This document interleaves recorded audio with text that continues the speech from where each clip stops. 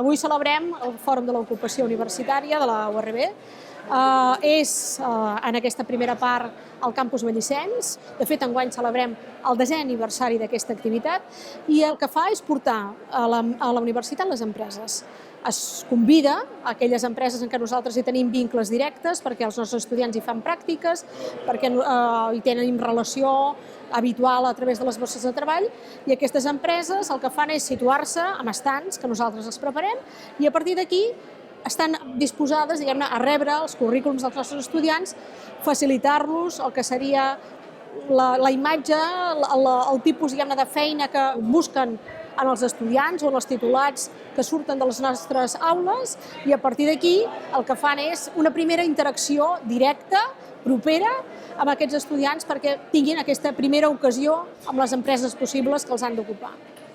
Ja fa molts de temps que PortAventura participa amb aquesta fira, al fòrum tant de Reus com a Tarragona, per la vinculació també que hi ha al territori. PortAventura ja porta gairebé 20 anys aquí a la zona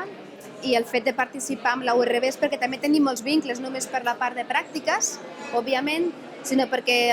el perfil que habitualment busquem per treballar a PortAventura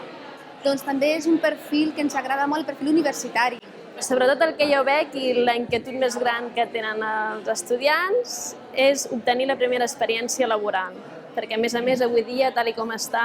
malauradament l'economia i tot,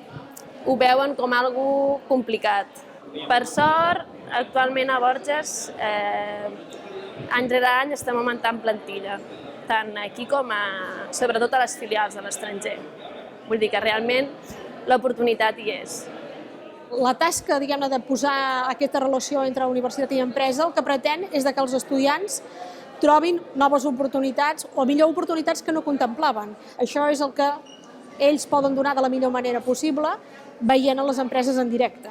I el que es procura és que, a més dels estants, tinguin altres moments en què puguin fer presentacions més desenvolupades, puguin mostrar, diguem-ne, altres activitats de les que es fan, o també nosaltres aprofitem perquè algunes de les activitats que es fan des de la universitat que tenen connexió amb el tema de l'ocupació, es mostrin d'una manera més concreta, més directa. I avui fem aquesta primera part localitzada aquí, també amb un grup d'empreses que